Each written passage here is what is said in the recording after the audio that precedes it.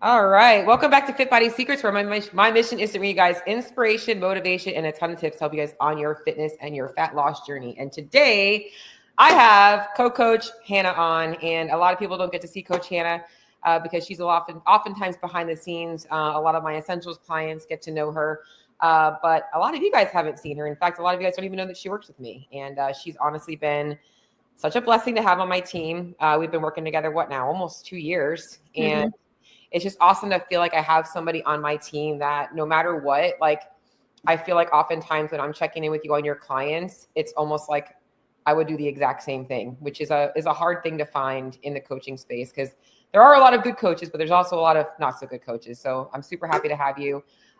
Today, I really want to talk to everybody or fill everybody in a little bit about your journey. The last couple of years getting to know you, I've seen such a transition from you from being chasing being an athlete to being an affiliate owner. And now you're a mom. And that was really, to me, what really sparked wanting to do this today, because so many people need to hear your story of, what it looks like to have a fit pregnancy, to be able to bounce back and honestly, just to kind of share some of the struggles and all that kinds of stuff. So I'm happy to have you on here. So, Thanks. yeah. So let's just kind of start off. Let's just get a little bit of a background story first and foremost. Tell me about what got you into CrossFit to start? So when the gym shut down for COVID back in 2020, my now partner, who was my work partner at the time, was already in CrossFit. He'd been doing it for like a decade. And I was just doing like HIIT style workouts in my kitchen. And he's like, "You're basically doing CrossFit already. Why don't you come work out with me? So I have somebody to work out with." So we did that for a while. And then, he moved to Tennessee. I eventually followed, and we ended up in Cookeville working out at Mayhem. So it just kind of, like every CrossFitter, you start to drink the Kool-Aid and then you dive in deep. And then before you know it, you're living in Cookeville, Tennessee, working out with, elite athletes all over the place and in that crazy, nice gym. So, yeah. That's actually how I met you. I remember because we were on the Mayhem blog together. And I'm like, this girl's fast. Like, I remember we connected that way. And that's how you connected with me as a nutritionist. And I started working with you. So I guess tell me now, like, obviously you and Nick then were really into the athlete side of things. You transitioned, you moved back to, where do you live now? Jacksonville, Illinois. Illinois. Yeah. I always want to say Illinois, but I'm like, is it Indiana, Illinois, whatever. Yeah. What actually sparked we're going to move back home and open a gym? Well, a few things. One, the cost of living in Tennessee kind of went up, and we were fine where we were, but I didn't have a permanent job there. I was a park ranger down there, loved that job, but it wasn't a permanent position. It was seasonal. And we kind of knew, like, the lifestyle that we were living there, we wouldn't be able to have a family with. So even though it was totally sustainable for just the two of us, if we wanted to bring a third into the mix, we knew that we couldn't do that without our support system at home. And it had always kind of been one of Nick's dreams to open up a gym. And, obviously I was like in deep at that time. So I'm like, yeah, let's do it. And I'm kind of just that like dive in deep kind of person. Like, I am the risk taker of the relationship. I'm like, let's just do it and make it happen. I started connecting with other affiliate owners, watching the affiliate series on the Sivan podcast. And I'm like, these are just normal people too. Like, we can do this. So, because neither of us had any business background. We had never owned a gym before. We'd never owned a business before. We've never run anything like that before. So, I think there was like a lot of self-doubt in, our coaching abilities and can we make this work? And we live in one of those towns where people just don't really take care of themselves. Like, it's always going to be an uphill battle here because it's just not one of those areas that people are super active. But our mission really is just to get people healthy and moving. So we're still in it, but it is a constant struggle, and it's a constant, like, you always want to do the best for your members. And so it's just, trying to navigate it as we go. And then now we're navigating parenthood on top of it. So yeah, it's good. I think it gives us a lot of opportunities that we wouldn't have otherwise. Like, the flexibility with our schedules to be able to have a kid and be able to raise a kid in a gym is, I think, such a blessing. I can't imagine a better situation of being able to raise our child in a gym. So I think, even though it definitely comes with struggles and some hardships, it's totally worth it. Yeah. It's funny because I remember when I was up at CrossFit New England and Bodie was just born, Ben and Heather's baby. And that kid lived at the gym, and all the moms would, go when Heather was working out, they would take him in the stroller and all that stuff. And even being at B CrossFit, the gym that I go to locally, there's so many moms there. And it is such a good community to raise kids in because everybody loves kids. Mm-hmm. I mean, it's like CrossFit gyms are like notorious for being like the kid gyms and the animal gyms. Like there's dogs and there's kids always running around. Obviously, sometimes you got to be careful, but that is awesome. And now you guys are now a MetFix gym, right? You guys are one of the first Greg Glassman's gyms, which is awesome. How has that transition been? Just before we even get into the postpartum talk, I mean, that's a whole nother avenue we could go down. How has that been? Yeah, I think it's good. I think one of our struggles in this area was the CrossFit reputation kind of being tainted. And CrossFit already does have a reputation for being this like crazy hard thing. People are really intimidated by it. MetFix definitely aligns with what we're after anyway. And we knew that we would always be loyal to Greg Glassman and go where he went if he ever did branch out. So it is super cool that we were picked as part of the first 100 because we definitely do want to be more of a health focused gym. We don't want people to think that because we have that title CrossFit that, we are that crazy gym where people are like swinging around on the bars. Like we don't have people like that. Like our demographic is like women in their 50s for the most part. So that's really the audience that we want to cater to is the people that just need to get active, moms, a lot of moms, parents in general, and just get people moving and healthy and like able to keep up with their kids. Yeah. It's funny because one of my clients had asked me what I thought about the MetFix model and all that stuff in terms of what they teach about nutrition. And I really fully explained it to her that Greg Glassman, you have to look at the demographic, right? Like when Greg Glassman is talking about getting off the couch, getting off the sugar, getting off the flour, he is talking to a very specific group of people that are like 300 pounds, like not moving. They're diabetic. They're like metabolically deranged. They don't need to be eating all of that sugar and crap. Like, yes, obviously you're, when you're just dealing with a little bit of extra body fat, you had 20, 50 pounds to lose and like you're doing it in a healthy way. You don't have to go down that extreme. But Greg Glassman's model is very much geared towards like you people are over consuming these things. Like it's a drug to you. And that's really what his biggest thing is. So when I was asked about my opinion on it, I'm like, obviously that's not meant to be a lifestyle thing, but the lifestyle change is I'm no longer a slave to these foods because I have removed them from my diet and I can now have a piece of cake and not have to have it every single day. So that's just a little bit of a tangent that I feel. So I think you guys are in good hands. I agreed. Greg Glassman, still got a photo of me when I met Greg Glassman years ago I met him a couple of times, but when he was going through his divorce and his ex-wife at the time was basically trying to steal the company from him. And there was this other company coming in and he actually showed up randomly at my L2 and like did this whole crazy speech. And I'm like, this is so cool. Like of all people that show up at my level 2, it's freaking Greg Glassman. It was awesome. But a little bit of a tangent, but I thought it was a good tangent to have. So I didn't even really, I knew maybe you guys were trying to get pregnant, but it just kind of happened. Like, so was this a planned thing? Like, no. Well, I feel like we have a unique story. It was not something that obviously we moved home because we thought like, when we do want to take that next step and make a family, like we have to be home for that. But it wasn't a conversation that we were having regularly. Like it wasn't something like we were actively trying and talking about like this being the right time. It was just like randomly one day, Nick was just like, I think we should go ahead and try. And I'm like, where is this coming from? Like we had not had conversations like recently. And he was like, I just feel like the time is never going to feel right. Like he's one of those, he's very careful with making decisions. And, like I'm not just dive in deep, like just go for it kind of person. So this is very out of character for him.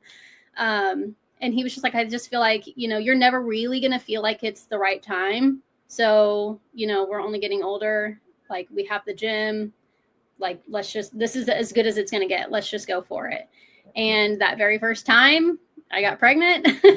So it was, I mean, I think to everyone it was a surprise because it wasn't like we were talking about it. We were like, oh yeah, we've been trying for months or whatever. It was just out of nowhere. We tried once and boom, Yeah. now I'm a mom. Yeah. So like initially were you, because I really want to dive into this. Like I've never had a child. I'm not pregnant. Was there a lot of fear around like your body changing or things like that? Or were you like, no, I am like, After I got pregnant, yeah. because when that decision was made, it was just such a quick thing. Like we literally had like a 10-minute talk about it. And then I was like, okay, let's just try.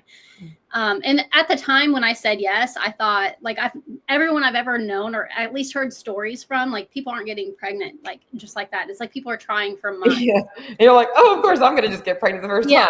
So I'm thinking like that I have like 6 months before this actually happens. If we start trying now, maybe it'll be later in the year that I get pregnant. So it hit me quicker than I thought. Like I didn't really have time to process it. After I got pregnant was when I started having a lot of that fear that I was going to lose all of my abilities, fearing gaining weight. I'd stopped stepping on the scale for the majority of my pregnancy because I didn't want that affecting my food decisions. Because I know that if I'm like watching, obviously my weight is going to creep up. I knew that if I was watching it, I'd be more inclined to try to be in a deficit. Yeah. But I know me, and that's not going to be the same strategy that every woman needs to follow. Let's just put that caveat in there. Yeah. Some people do need to be stepping on the scale and make sure they don't overdo it. But I was really focused more on like food quality and getting, the right nutrients in more than my number of calories.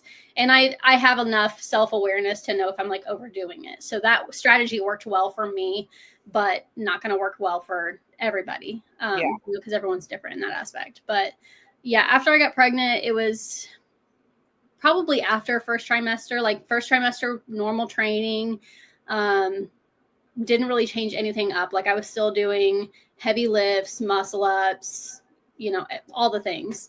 I didn't change anything. Second trimester was when I started to get a little bit of a bump. My energy had completely tanked. I was really low on energy first trimester, but it was more like just zombie mode. Like I felt like I was not getting enough sleep. Second trimester was like I'd get into a workout and I'd get winded, like 2 calories into the Echo bike, So that, I did have a lot of fear in my pregnancy. And I think I had higher expectations than what it panned out to be. And I think social media probably played a huge role in that. But, I was active through the whole pregnancy. I was beating myself up a lot too, because I think I did feel like I shouldn't have had to change anything. And now looking back on that, that's just not realistic for most people. Like I think you see a couple people on social media who are still doing like butterfly chest to bars the day before they give birth, and they've got this huge belly on them and they're still able to do all these things. They're still handstand walking and, doing all the things. And that just wasn't me. Like I lost a lot of those abilities through as I progressed through my pregnancy. So I wish I had been more real with the expectation, or at least had more influence of what real looks like. Cause I didn't know, like I'd never done that before. And I didn't know any pregnant athletes. So I was kind of navigating that on my own and letting those things get into my head. So, still stayed active, but I think the expectation versus reality was very different. Yeah. I remember, like I said, I should just go back to New England because I did train quite a few pregnant women up there. Even down here, but also watching Heather, who was a very fit individual at the time. I remember when the same thing for her though. She had a very similar where her first trimester, she was still able to do things. And I remember her crying when like she lost it. And like her workouts would be like, if it was like 2150, if it was like Fran, she would do like 21 thrusters and then do like an 800-meter run at like a slow pace and then do the 21 pull-ups. And she was just scaling things so much. Mm-hmm. And I think it is every person experiences pregnancy differently. But what I think is really important to hear from you is that like you didn't just quit. Like I think we put these expectations in our head and we can't uphold them, or we feel a certain way. We let that dictate what we're doing. And I think what a lot of women need to hear is like, you got to keep moving. Like you got to keep moving. You got to keep yourself doing something. Like you're still staying fit. That's good, not just for your body composition, but for the health of your pregnancy. I don't know for but from an outside perspective on our check-in calls and all that, like it just seemed like you had a very healthy pregnancy, not a lot of issues. And I do think that is a testament to how well you took care of yourself. Yeah, you weren't tracking numbers, but I'm going to guarantee, I want to talk about this a little bit, is like nutritionally, yes, obviously you shifted to be less numbers focused, but how did your food change, if at all, from prior to pregnancy to pregnancy? I'd say the main thing is I was a little bit more fat focused, which was hard for me. The first thing that I did when I found out I was pregnant, nutrition coach here, was take a pregnancy and postpartum nutrition class. So, kind of just tried to learn what I needed to do to make the pregnancy the healthiest that I could be. And what I learned is that you don't really need as many carbs in pregnancy as you do like healthy fats. And I've always been like, I feel like there's like a lot of fear around carbs, but I've never been that person. Like I love my carbs. I've always been really carb heavy. And I've always feared fats because fat is more calorie dense. And so switching that for me, I think was probably the biggest struggle. And then just like that thought in the back of your head that you're gaining weight, like that you're not going to get your body back, and I knew I wasn't gaining a lot of body fat. I could see it in some areas, but for the most part, my physique looked pretty similar. I just had a bump on me. Yeah, you had a bump. And I've seen like another social media thing. You'll see women who have full-term pregnancies, and you can tell they have not gained a pound of body fat. Yeah. And I think getting rid of that expectation was huge for me too. And I listened to a lot of podcasts. I read a lot of books. Like I really dove into how to make this pregnancy the healthiest that I could be, because I want to give my kid the best chance at coming into this world that I can. Yep. And, I learned that having a little bit of body fat on you not only is just your natural response, it's a protective response that your body's going to have, but it is healthy for your pregnancy. Yep. There is an overdoing it too. Right. And I think a lot of people kind of give themselves that excuse, or at least feel defeated when they go through pregnancy and they're seeing that scale go up, that they just kind of like give up or let go. They're like, well, I worked all that time for absolutely nothing, and now I've lost it all. And then they just kind of like let go of it. And that wasn't me, but learning that what is normal, what is natural, and what should be happening to your body was huge for me, to have that constant reminder that it is okay that I'm gaining weight. Like the scale is obviously going to go up. But that I was making sure that I didn't overdo it, and I was keeping my body healthy. Yeah. What I really want to kind of dive into too with this too is a couple of things. One is that I want people to know that you still were eating carbohydrates. You probably at that point that your activity level had dropped down. So you weren't needing the amount of glycogen. And yes, eating more fats is for hormone support and all that kinds of stuff. And the other thing that I want to really point out is that one of the things we teach is like, we don't eat by numbers. Like you and I have both had conversations about clients like, well, they're still going through the drive-through and eating Burger King. Like, of course, and I think that what has really helped you is that throughout your pregnancy, what I'm hearing is like your food choices probably didn't change to, oh, I don't feel like eating my protein, so I'm just going to go get a bag of Cheetos. It was like, I'm eating more fats. I'm eating more egg yolks, not just egg whites. I'm eating more nuts, and seeds, and oils. I'm eating more of that stuff because that's what my body needs right now. I'm giving it nutrients. I'm not just saying, oh, like I don't feel like eating chicken and not eating the protein and going and getting a freaking ice cream cone, So how did you, if you had any food aversions or significant cravings, did you manage that? So I didn't really have specific food aversions, but what I had, especially first trimester, was just not an appetite. Like nothing sounded good. And it was kind of a struggle for me to eat the right things when like I just didn't feel like eating. Like nothing not even sweet sounded good. But just reminding myself that this isn't for me, this is for my baby, I think was a huge part of it. Like a lot of times I was eating and I didn't feel like eating. When I did have appetite issues, and like sometimes I was eating stuff that I didn't really feel like eating. Like I wasn't always in the mood for eggs, but that was the easy thing for me to get in the morning. Or, eating chicken for lunch, like maybe I didn't feel like it, but, just knowing that like this, you only get one shot to have a healthy pregnancy. Like if you screw it up and you create complications for the baby or complications for the birth or complications for your body that you're going to have to try to bounce back from, you know, like that's so much more work on the back end than just to stay on top of it and stay focused. And I think it's kind of relatable to people in a fat loss phase, right? Like they're doing things that they're making sacrifices that they don't necessarily want to make all the time. And they're living a lifestyle that obviously they lived a different type of lifestyle before that got them into that situation in the first place. Like it's not their preference, but really staying focused on what the end goal is, I think helped the mental state behind it too. Yeah. It did really help too that you went into your pregnancy at a very healthy, lean weight. I mean, you were very lean. So like you putting on a little bit of body fat would be natural. A lot of women, I think, they don't know that they should be controlling their calories when they are overweight. Yes. In a pregnancy, so they go into their pregnancy overweight. They should be controlling their calories in some way, because if you're already carrying extra body fat and then you're putting on more fat, like you're actually making yourself more at risk for things like gestational diabetes, which is common.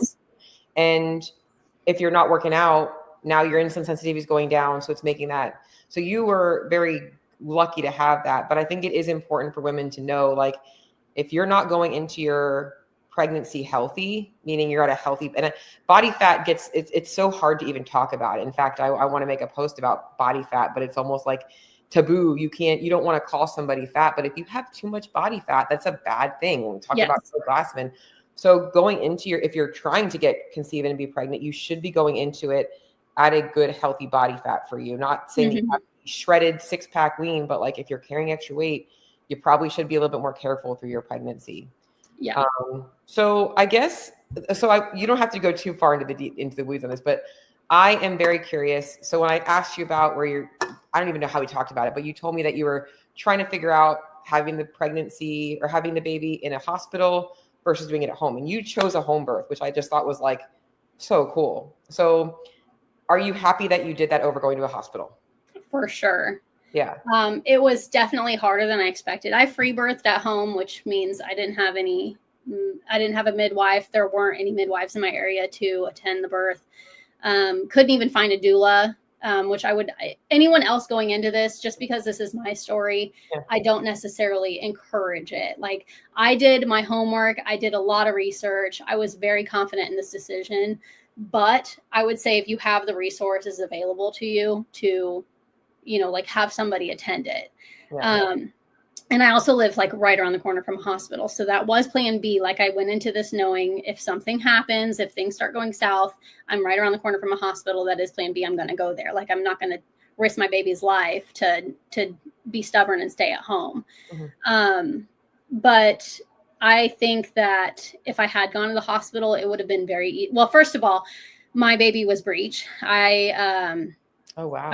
My water broke 4.5 weeks early. So I was just coaching the 5 a.m. one day and my water breaks like while I'm demonstrating a movement. What's going on? Yeah. So of course she had to make her announcement for her entrance in our CrossFit gym, which was cool. But,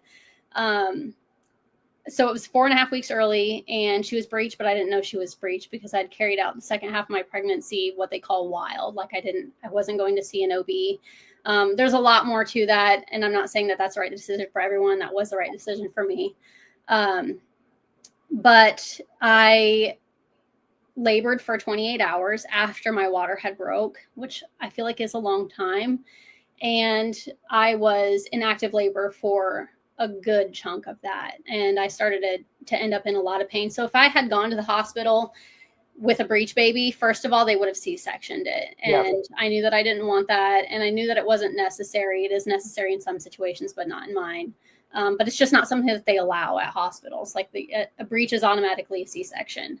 So I'm glad that I didn't, but it did get really hard. Like mentally that was hard. And I do think that CrossFit helped me a ton in that aspect. Like going through that kind of darkness, like entering that place that you are in so much pain and being able to breathe through it. You know, it's kind of like interval training. Like, you know, it's really, really hard for 60 seconds and then you get 60 seconds rest. And then you're hard for 60 seconds and you get 60 seconds rest. So it felt very much like that. And just having that mental fortitude to just like hang on to like, okay, 30 seconds left of this, you know, like kind of like that self-talk that you have when you're doing a really hard workout. So I'm glad that I did it. I pushed through it. Coolest thing that I ever did. Had a perfectly healthy baby, no complications. And she's thriving now. She was born 5 pounds. She's 10.5 pounds now. Breastfeeding, all the things. So yeah. I just like got goosebumps. So we haven't even actually ever talked about all of this. And I'm like, holy shit, like tough girl, you are a tough girl. Like, yeah. I literally like, I mean, the whole story, that's just insane. And you are a different person. I mean, they say you're a different person after birth, but like after like just envisioning and thinking about all of that, I'm like, oh my God, like that's crazy. 24 hours. So 28. 28 hours. Jeez. Let me correct you. 28 hours. That's just insane. So now she's what, 3 months old ish? She's 10 weeks. Yeah. 2.5. Yeah. So close to 3 months. And you're breastfeeding. So obviously fill me in a little bit about the postpartum stuff, you know? So, obviously are you coaching yet again? Or are you still you're just for the most part? No. I'm in the gym a lot more now. And I've coached a couple classes, but you know, I'm wearing her when I'm coaching and I don't know that she's going to cooperate. I don't know that she's going to not need fed. So like relying on me to coach classes right now isn't really realistic, but when we're both there, we're both kind of helping out and just kind of intermittently coaching. So fill me in. Okay. So you go through pregnancy, you're done, baby's out. I know one of our conversations, it was hard for you when you took a look in the mirror and saw that like your body had changed. You had some changes in some stretch marks and stuff like that. And like, obviously a lot of women go through like a postpartum depression, and we don't have to go too far into the weeds of this, but like, how has your mental health been since having a child? Did you deal with any of that stuff, or have you been kind of pretty smooth through it all? Yeah. I don't know if you would call it postpartum depression, but like getting upset about things that wouldn't normally upset me. Like I wouldn't say that I was like in a constant depressive state, but you go through the roller coaster of emotions for sure. I feel like I'm pulling out of that. I'm getting a lot better. I'm not crying at everything, but you're like watching a Disney movie and you're like, oh my God. Literally. Yeah. I mean, like random TikToks about dogs or anything. I mean, like, I'm just crying over anything. If I watch somebody else's birth, like now that's in my algorithm, so I see a lot of home births, I like cry at that still. Yeah.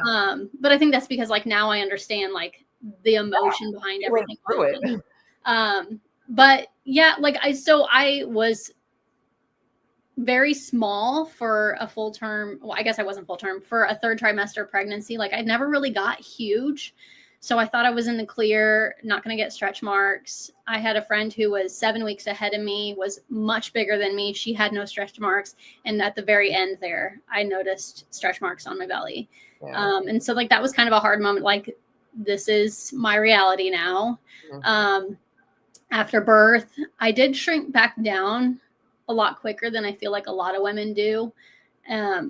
So going into that, like I had the expectation that I would still look pregnant for a little bit after. Like most women still look like they're pregnant for a couple weeks after birth. And like mine shrunk right back down, but I did have like dark lines, the stretch marks, and obviously just a little bit more body fat than I had before. Yeah. It was not my body. I couldn't see my abs anymore. That was something that I always had before and that I was really proud of. You know, they were gone. And so proud to be a mom. Huh? That you're proud to be a mom. Yeah. So now I have to kind of embrace the mom bod for a little bit. And I actually had a conversation with one of my clients about this, like being the person who can now go to the gym. Like we've always struggled like with women not wanting to take their shirts off in our gym. And I feel like that's very opposite of most CrossFit gyms. Yeah. And until now, our gym did not have air conditioning. It would get 100 degrees in there in the summer. Yep.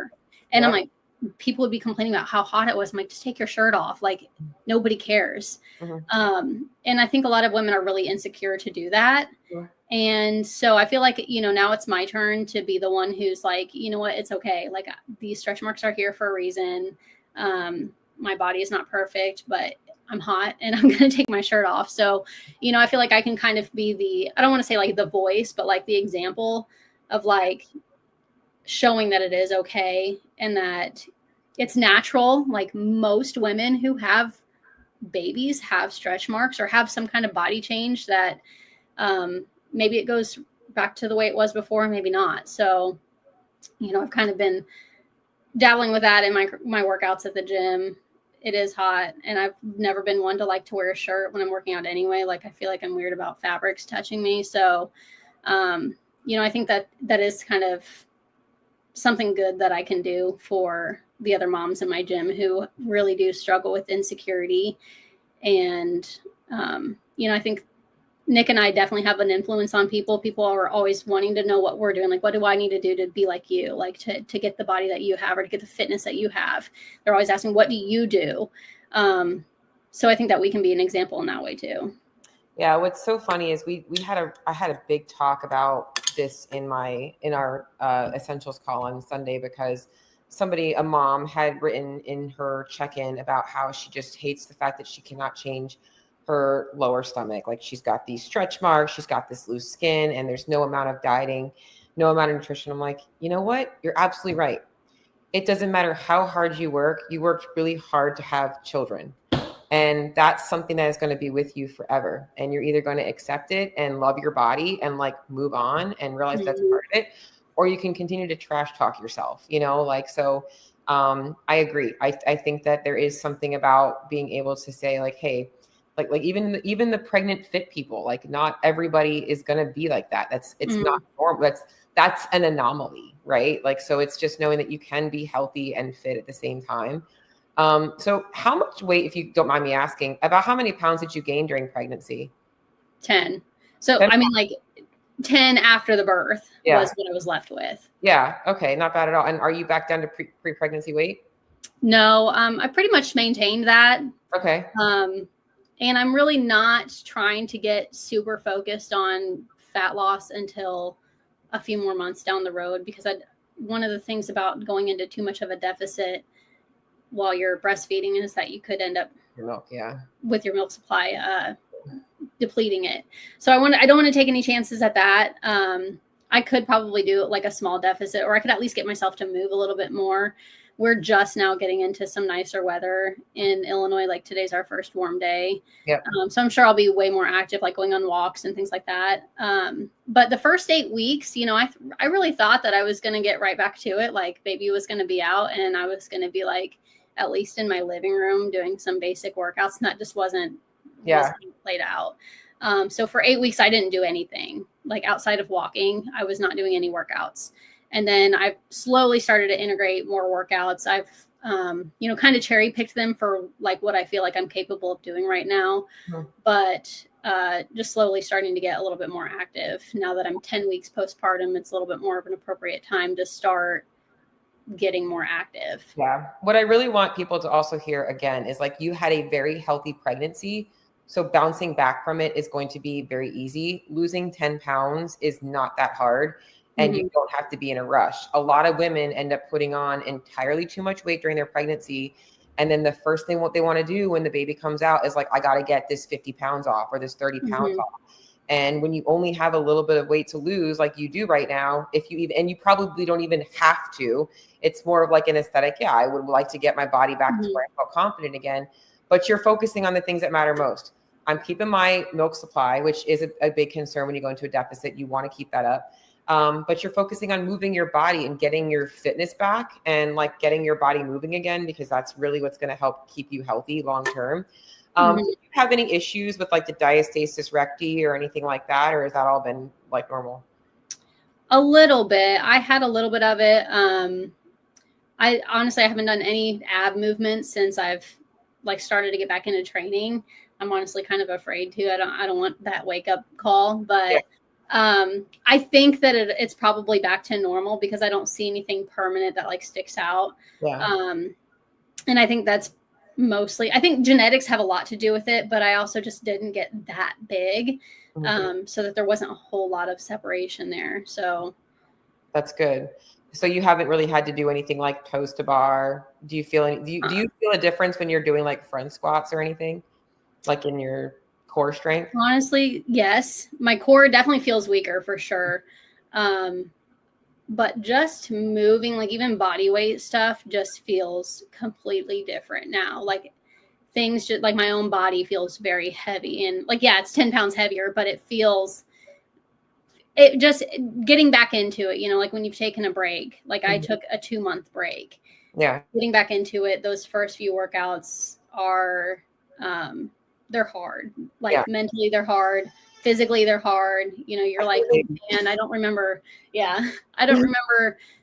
air squats feeling like this. But, and I waited. Part of the reason I waited so long to start working out again was because I did need to see a pelvic floor specialist. And I've seen the specialist that like referred me to the actual pelvic floor therapy that I haven't even started yet.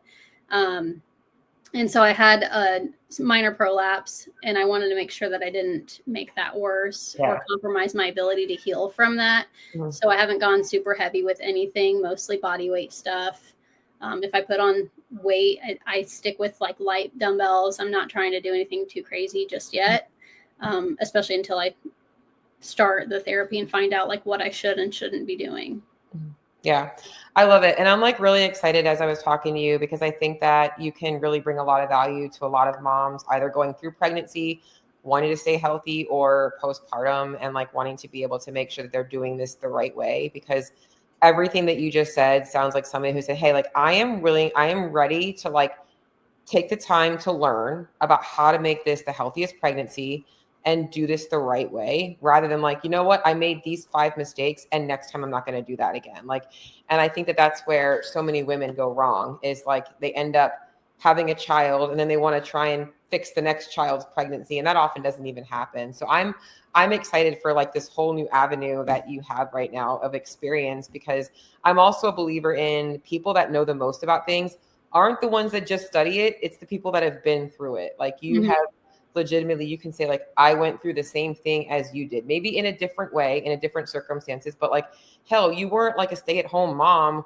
while you were pregnant. Like you guys were hustling. You had like 3 jobs, like you are busy. So I know that you weren't like just able to do that. And I love that for you. So I guess I want to leave this with, what is some advice that you would want to give to other women who are pregnant, going through pregnancy, whether it's their first and their second one, trying to stay fit and active, going through it, and postpartum, like anything you want to kind of leave them with? I think the expectation is the biggest piece of that. I think if you set expectations too high, you're going to feel like a failure. And we all know that that's one of the things that sets us up for giving up on whatever that goal is.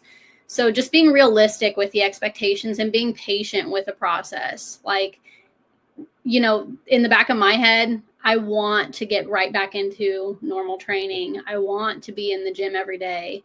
I want to be competitive like I was before. I want the body back that I had. But I've really had to shift my focus from aesthetics to like, how can I keep my body healthy to keep up with my kid now, to be able to keep nurturing her with breast milk, and just live a healthy life rather than being that competitive person that I was before. And I was never chasing like the CrossFit Games or anything, but it's part of my nature. And I think a lot of CrossFitters can relate that like, we just always want to push ourselves to that next level. And for me, the next level is just being a fit mom, and not doing things to throw a wrench in that, like by doing too much or too little of anything. You got to find that balance. You got to seek out professional help sometimes, and trust the process, and not set your expectations too high. Because I think that was probably the hardest thing for me, was thinking that I was going to go through my pregnancy and be doing all the crazy things still and keeping up with everyone else in the WODs. And like when I started to fall behind and my scores started to get a little bit worse and worse and people were like beating me in workouts, At first that was really hard. And then towards the end, I was just like, like an excuse to use 25-pound dumbbells for this workout. Like, you want me to do DT with 25-pound dumbbells? Like, that sounds a lot better than 35s, like towards the end there, when I was like, I'm not trying to keep up with anybody, I'm just trying to move my body. That was a good phase. I really liked that, but it's hard to not be competitive. But at the same time, you can do some damage by doing too much too soon, or by setting your expectations too high. So I'd encourage people to really do their homework. Listen to the podcast, read the books, seek out the professionals, and to just be realistic with what that process looks like. Yeah. And I think it's also just like to add is like, you don't have to just completely let yourself go either. Like you don't have to just look at like pregnancy, like, oh, whatever, I'll get back to taking care of my health.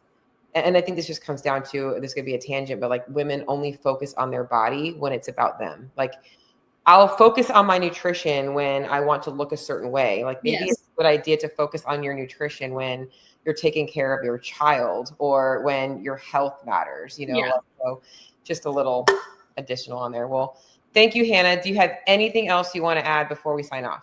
I don't think so.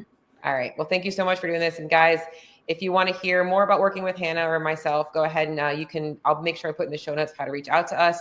We would love to have you guys on board, and I'll talk to y'all later.